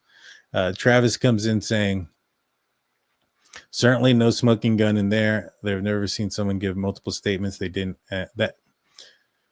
I have never seen someone give multiple statements that didn't have inconsistencies except when they were rehearsed. The question is if they are material. That is an excellent point. Travis. You're never going to find somebody who's not going to say anything with inconsistencies unless it's rehearsed. You're absolutely right. I mean, I love that. That's a perfect statement. Perfect statement there. 100% true. I don't know if Holly's going to be joining us back again. I hope she does. Oh, Dr. Vona, you're fine. You're fine. It wasn't your fault. The I can't catch them all, right? Like I've had guests that some of the viewers don't align with, and things have come out, and I try and the mods try, but I'll say one thing: my mods are pretty dang good, but it didn't bother me none. I know that there's some people that are just they're just passionate, they might be I don't want to sound rude. They might be wrong, but they're just passionate, and so I get it, but no, it was a great time. It was just a handful, and I'll be there again on your next one. It's not going to prevent me from stopping from going. So we'll be there.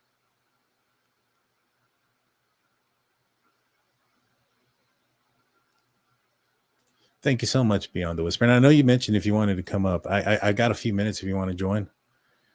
When Janie says Malaya outside with Meadow on her hip, did she have a coat on Meadow blanket wrapped around her? I don't know. I don't think so, but I could be wrong.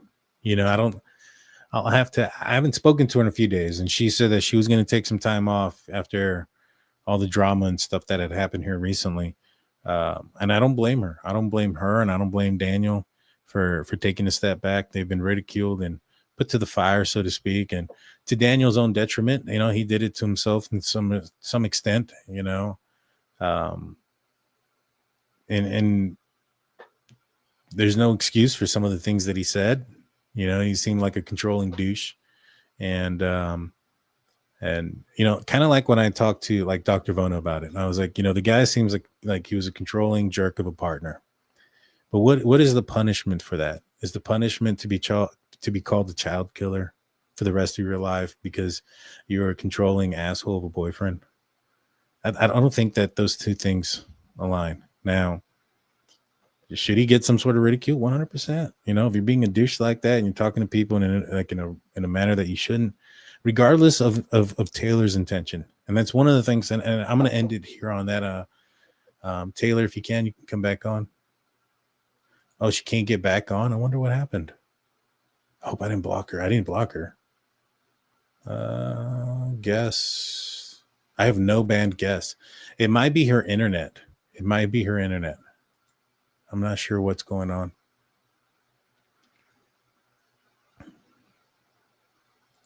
It won't let me back in. Oh, there you go. Oh, thank you. Here you go. How's it going, Holly? Good. Is it still echoing? I can hear myself, but let me edit it real quick. There we go. It should be. There we go. Is that any better? I believe so. Okay. Sorry about that. All right. No, not a problem. So I can't hear myself, but it's okay. I'll just I got an idea. All right. So I'm gonna mute you first. Then I'm gonna ask your question, and then once I'm done asking, I'm gonna unmute you so I don't hear myself. So can you explain to us one more time about the circumstances with your father? Yeah, he went missing. There was about 5 or 6 of the K9 dogs. They had 3 helicopters with heat sensors, and then over 20 officers that searched for over 5 hours. And it was really dense woods, and they couldn't find him. We went back and retraced his steps a month later and found him in about 5 minutes. Wow, that can be hard, and I'm sorry for your loss. It's important that a lot of people will look at a search and expect high expectations of the search, and sometimes it's just not like that. What part of the what part of the world are you in? Like, what forest did he go missing in? It's Georgia. It wasn't even a forest. It was just some woods behind a neighborhood. So they were really dense. But he had fell in water, and they were saying that's why the dogs couldn't trace his scent and the helicopters didn't get anything with the heat sensor. Interesting.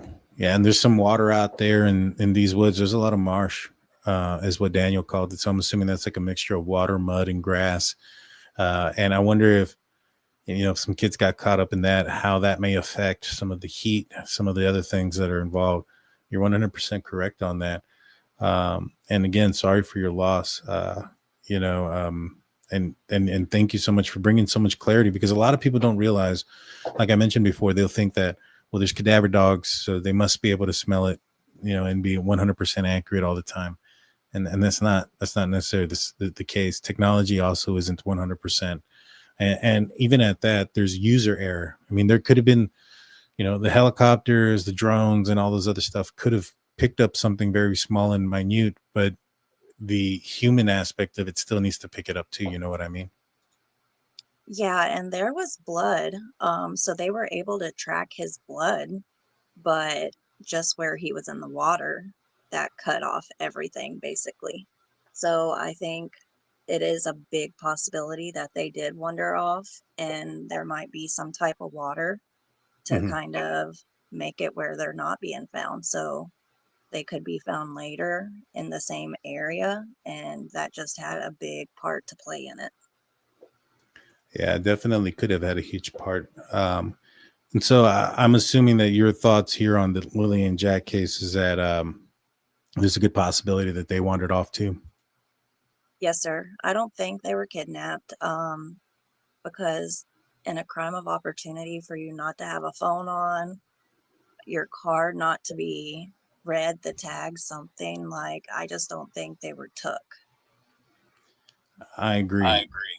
I think that it would have been very difficult for law enforcement not to find somebody who came into an area where there's not a lot of people and took some kids and got out of that area where there's not a lot of people and just mysteriously disappeared without leaving some sort of digital footprint or something on somebody's ring, on a trail cam, on something somewhere, and not be seen. I find it unlikely. Absolutely. And I just think the water, I would double check all bodies of water again, because that does make a huge difference with canines and any type of heat sensor. I agree. And it was also raining, and I know a lot of people look at the situation too, where, because the dogs that they had, especially early on, they weren't like specific scent chasing dogs, except for the possibility of one, and that one being the one that possibly tracked from the blanket to the footprints, which on its own, that piece of evidence it speaks volumes, especially to me. But there was a lot of people that were congregating in the driveway and stuff. There was even a disturbance between the families there, and the dogs were kind of hung up in that area. And I think it's just because there was so many people there, and it wasn't that they were looking for a specific scent; they were looking for the scent of people. And so when you look for the scent of people and a large people, congregating in an area, it's probably why it got stuck out there. I highly doubt that that the dogs would have been successful given the circumstances. Yeah, they were probably overwhelmed too with all the scents. 100%. Well, Holly, I want to thank you so much for coming back on and sharing your experience with us. I know it must be heartbreaking. I want to thank you again and thank you for your condolences and say our condolences and thank you for being a viewer and a watcher of the show. Absolutely. Thank you all so much. Have a good night. You have a good night. Thank you, Holly. And that was Holly Day on the show, on the channel. Appreciate you. And again, our thoughts and prayers for you and your family and what occurred. But, multiple times that, it's kind of like in the Brian Koberger case. There was a lot of people that couldn't understand, like Dylan and Bethany not calling 911. And yet we had multiple people that had called into the channel who had an experience with an intruder. There was one lady who called, who had an experience with an intruder, came into the house. She was hiding in the closet with her phone in her hand and just didn't call 911. She ended up getting found and assaulted and beaten, and other things happened to her. And she was a victim. It was a real crime. It really happened. And, a lot of people just don't understand the behaviors of other people when they're not in those situations. Fear can crumble many people. Well, I'm going to leave that with you guys today. I want to say thank you to all you guys that have shown up tonight. I appreciate it. please hit the like button, hit the subscribe button. We just hit 52.4 thousand subscribers, on our way to 53, then 55, and then hopefully 100,000 before soon enough. I don't like to put a timestamp on those type of things. The more people we get tells me that the more I'm doing, the more I'm on the right track, so to speak, as well. And if I lost subscribers, then because of my opinions and stuff, then it doesn't bother me. When I was talking about the Brian Koberger case, I truly give everybody the benefit of the doubt, and I truly look at the evidence and follow it. And in the Brian Koberger case early on, obviously, because we didn't know all the evidence, we only had a few pieces here and there. I wasn't willing to say 100% without a shadow of doubt that Brian Koberger was guilty right away. I wanted to wait for the evidence and those type of things to happen. And in that process, I had gained quite a few subscribers who I would consider our pro-burgers, who, no matter what, Brian Koberger is innocent. And as the evidence began to trickle out, and as I followed that evidence, and my opinion began to form, because one thing that a lot of people don't understand is, for me, the stance is what it is unless the circumstance changes. If the circumstance changes, then so does the stance. And in that situation, the stance was that there wasn't a lot of evidence and things like that. And I questioned some of the means behind how Moscow Police Department were able to get warrants. And they're still questioned to this day, to be honest with you. People are still questioning those things. But as my opinion began to form, and I started to, come out more positively that Brian Koberger was guilty, all those that had followed me because I was questioning it early on began to unsubscribe. And it was thousands of people. I was at 41,000, then I went down to 38, then I went back up to 40, then down to 39, 38. And because I lost subscribers didn't change my opinion, because that's not what forms my opinion. The subscribers, the views, and things of that nature. It's the evidence. It's the facts. These are real people. These are real victims, real families. And I'm not going to just say something because it's popular and it gets me more views. That's not who I am. And so it doesn't bother me to lose subscribers, but I'm glad that I'm gaining them, and I want to say thank you.